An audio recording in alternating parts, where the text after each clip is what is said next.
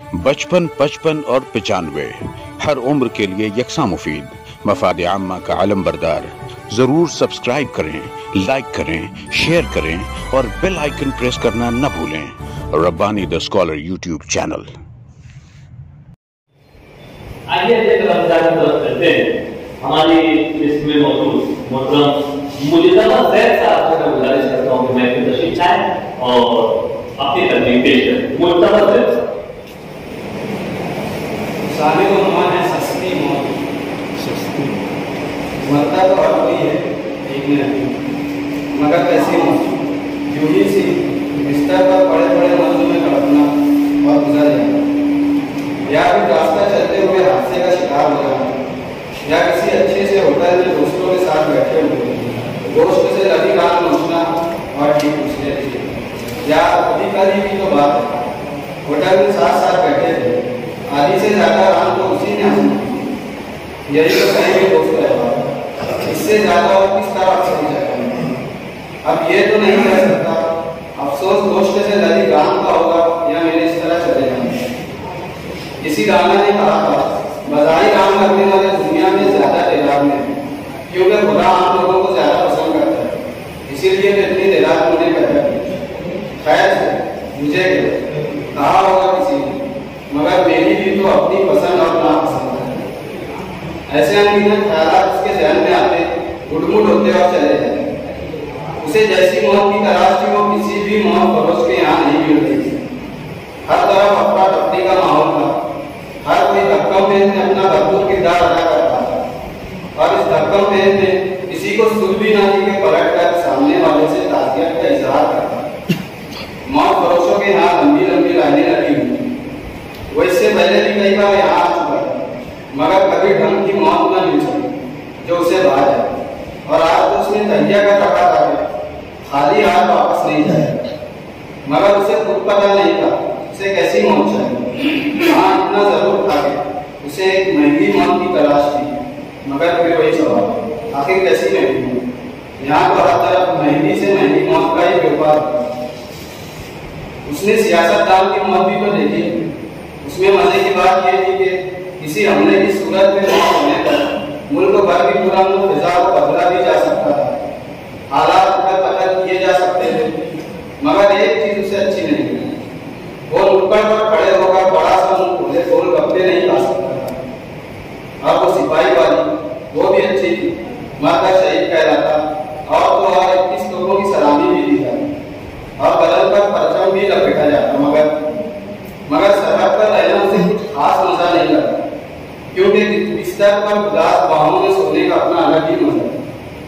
अदाकार की मौत उसे वो भी पसंद नहीं है, हालांकि मौत पड़ोस में उसकी तारीफ में जमीन आसमान के खलाते मिला दिए थे, और उस मौत तक पहुंचने वाली जिंदगी की अक्कासी करते हुए जो बेचैनी से भरी लज्जत उसने मौत पड़ोस की आवाज में महसूस की, चंद मिनट के लिए वो शर्मा सा जाता। ऐसा नहीं कि वो बेहद शर्मीला था, बस वो चार दीवारी में जिंदगी का फायदा है, और वो सनतकार वाली वो भी अच्छी खासी थी, मगर बेजक अल्फाज उसे बिल्कुल भी पसंद नहीं थे।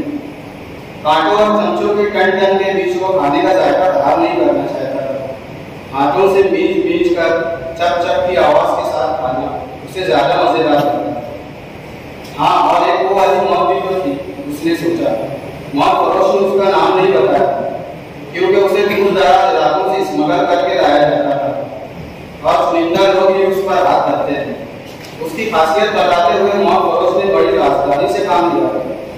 उसे ज्यादा कुछ समझ नहीं आया, क्योंकि मौत पड़ोस तकरीबन उसके कान में फुस फुस ही कर रहा था, और उसकी फुस फुस में उसे बस खून की बू महसूस हुई। ये भी अपनी किस्म की एक अलग ही मौत थी, मगर उसे खून से नफरत थी। वो वहां भी गया, सबसे अलग थलग, बिल्कुल एक कोने में। उस मौत पड़ोस के यहाँ बस दो चार लोग ही उसे नजर आए, और उन्हें देखकर लगता नहीं था कि ये किसी महंगी मौत की तलाश में है। यही हाल मौत पड़ोस का भी था। दूसरे मौत पड़ोसों के ठाट बांटते आगे ये तो कुछ भी नहीं था, वो इससे पहले भी इस कोने में आ चुका था, मगर कभी ठहरने का इरादा नहीं किया, बस एक तंजिया से मुस्कुराहट के साथ आगे बढ़ जाता था। आज रुक जाने में क्या उसने सोचा, और मौत पड़ोस के करीब जाकर रुक गया। पिछले दिनों वाली तंजिया मुस्कुराहट मुस्कुराहट आज भी उसके होठों पर कायम है। मौत फरोश ने अपनी मौत की कितनी खासियत बताई, उसे बिल्कुल भी पसंद नहीं करता। हालांकि मौत फरोश के मुताबिक वो सबसे महंगी मौत थी। हाँ, एक चीज ने उसे बड़ा मजा दिया, उसे दुनियादारी और दुनिया के मसाइल से छुटकारा मिलता है, मगर दूसरी चीज ने उसका सारा मजा किरकिरा कर दिया। उसे दाल रोटी बिल्कुल भी पसंद नहीं और उसके नाम पर उसने नाक नोच उगेड़ा, जिसे मौत फरोश ने भी समझ लिया। बच्चे, अभी तुम नादान हो, मौत फरोश ने मुस्कुराते हुए कहा। दाल रोटी तो इंसान की जरूरत है और तुम मुसलमान के बारे में क्या कहा? उसने तंजिया हंसते हुए पूछा। वो इंसान की ख्वाहिश है, मौत फरोश ने प्रस्तुत मुस्कुराते हुए जवाब दिया। मौत फरोश के इस जवाब पर वो सटपटा सा गया। अब वो और ज्यादा वहां रुकना नहीं चाहता था, वो वहां से जाना भी नहीं चाहता था। वो काफी देर से इधर उधर भटक रहा था और उस कोने में उसे काफी सुकून महसूस हुआ। वो कुछ देर सुस्ताना चाहता था, मगर पीछे जो चमक दमक उसने देखी थी वो फिर उसी तरफ जाना चाहता था जहाँ इंसानों का ठाटे मारता समंदर मौजूद था।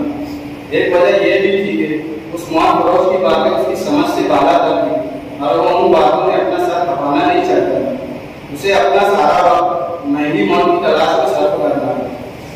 अभी कुछ दूर ही चला था कि लाउड स्पीकर से आने वाली आवाज ने हर किसी को अपनी तरफ मुतवज्जा कर लिया और चंद मिनटों में लोगों ने भगदड़ मची। हर कोई एक दूसरे को भागने की कोशिश करता हुआ भागा जा रहा था। लाउड स्पीकर से मुसलसल वार्निंग जारी थी। वबा के फैलने का इम्कान मजबूत होता जा रहा था। लोगों को घरों में बंद रहने पर जोर दिया जा रहा था। उसे कुछ ख्याल आया और उसने पीछे मुड़कर उस कोने की तरफ नजर दौड़ाई जहाँ कुछ देर पहले वो मौजूद था। वहाँ अब भी शांति ही नजर आ रही थी। वो फिर पलटकर लोगों के साथ भागता चला गया। खुदा खुदा करके रात कटी, दूसरे दिन का सूरज निकला। उसने तभी लड़ाई देते हुए खिड़की से बाहर नजर डाली। हर तरफ सन्नाटे का राज था। थोड़े थोड़े वक्फे से कहीं दूर सायरन चीख उठता था। पिछले दिन के वाकयात तेजी से उसके जहन में आते चले गए। उसने तैयार किया था कि खाली हाथ वापस नहीं लौटे, मगर उसने नाश्ता टेबल पर रखते हुए टीवी का स्विच दबाया और ब्रेड पर मक्खन लगा दिया। शाम तक वो सोफे में हंसा रहा। अब उसे शदीद बोरियत का एहसास होने लगा। उसने फिर टीवी का स्विच ऑन किया। एक क्लिप, दूसरी क्लिप, तीसरी, चौथी, मजीद क्लिप, एक और क्लिप। उसने सब जगह तलाश करने की बहुत कोशिश की, मगर हर पर्दे पर सुर्खी ही नजर आई। अब एक नई खबर ने सब उतारा। वबाई जरासीम से बचने के लिए लाशों को दफन करने की बजाय एक मखसूस जगह जलाकर राख किया जा रहा था। उसे पछतावा था कि उसने कोई अच्छी सी मौत क्यों नहीं खरीदी। अब पता नहीं कब हालात बहाल हुए। फिर अचानक उसे ख्याल आया, क्या महंगी मौत वाले भी इसी तरह मर जाएंगे? तो कई लोगों को जानता था जिन्होंने उसके सामने महंगी मौत खरीदी थी। क्या उनकी लाशों को भी कचरे की तरह जला दिया जाएगा और क्या वो भी? उसने बदन में कपकपाहट सी महसूस की। उसे महसूस होने लगा कि हर तरफ एक सी मौत छाई हुई है, सस्ती, इंतहाई सस्ती और दिखाई सस्ती मौत की शुरुआत करना आप देख सकते थे, कुछ जबरदस्त था और जो साहब करना चाहेंगे। तो भाई ये देश को देख के ऐसा लगा कि इतना बढ़िया लिख सकते हो, लेकिन उनका खाना सुनने के बाद उसका टाइटल उसके अंदर लिखे हुए थे वर्ड सब भी बहुत बहुत बहुत बहुत अच्छे लगे। हमसे पहले मतलब पहली बार मुलाकात हुई, लेकिन उम्मीद करता हूँ कि वो आगे किसी तरह लिखते रहेंगे। तो बहुत सारे मुबारकबाद पेश करता हूँ। ऐसा लगता है को घर से फोन आ गई है, बड़ी दिक्कत है। रशीद आजम साहब क्या पेश किया वो मुझे मालूम, उन्होंने उसको मजबूत पर पेश किया या क्या कहा नहीं था, लेकिन जो है अफसाने देखते हो कहानी देखते हो उनके ऐसा लगता है एक जुमले का अफसाना है, एक जुमले में उसको खोलने वाले में कभी अफसाना हो सकता है। और आर्टिस्ट जो होता है ऐसी बहकी बहकी बातें करता है, उसमें जो आर्टिस्ट बहुत उनकी तहरीर में मतलब बहुत खूबसूरत तहरीर थी और बहुत अच्छा लगा। लेकिन बड़ी तकलीफ ये हो रही थी कि उनके अल्फाज सही तरीके से नजर पहुंच रहे थे। वो कहते हैं बहुत सारे लोग इसलिए उस पर कह सकते हो, अगर वादे पढ़ा जाता और सुना जाता तो उसको बहुत अच्छी बातें की जा सकती है। बल्कि कुछ कहना चाहते थे लेकिन अभी मुस्तफा साहब ने क्या हुआ, अचानक जा रहे हैं, एक सवाल कारी को बांध लेता है, फिर क्या हुआ। लेकिन मैंने उनके साथ हम पहले चला कि सस्ती मौत, पहली मौत की तलाश में तो किस किस्म की मौत का इंतखाब करेगा, और इसी सवाल को जब हम ग्रेजुएशन में चले आते हैं, मगर हमारे समझ में नहीं आता अफसर करने का ये फनकार की सलाहियत होती है, वो कार्य को बांध कर लेता है, लेकिन उस पर वादे नहीं देगा कि वो क्या करना चाहिए, और कार्य उसके साथ अकेले से आता है और क्लाइमेक्स में उसको मुकम्मल नहीं होता है तो वो वादे हो जाते हैं। लेकिन जब अफसाना काम होता है तो हमको पता लगता है कि वो तो कोरोना ने बहुत अच्छे तरीके से अफसाना काम कर दिया है, ना तो कोरोना हो जाए। मैं उनको बताता हूँ, मैं पहले तो हमारे इमरान जमीन साहब से मालूम रखा हूँ, मेरी कोई ऐसी वो नहीं थी कि मैं उनकी तारीफ कर रहा हूँ। मैं सिर्फ ये चाहता था कि मैं अपनी बात ये रखूँ मैं इन रसायन में नए लिखने वाले भी जो है वो क्योंकि खासी पढ़ती है इसलिए हमारी नजर में उसकी ज्यादा अहमियत नहीं, लेकिन अफसाने उसमें भी चलते हैं, कमजोर भी अच्छे भी।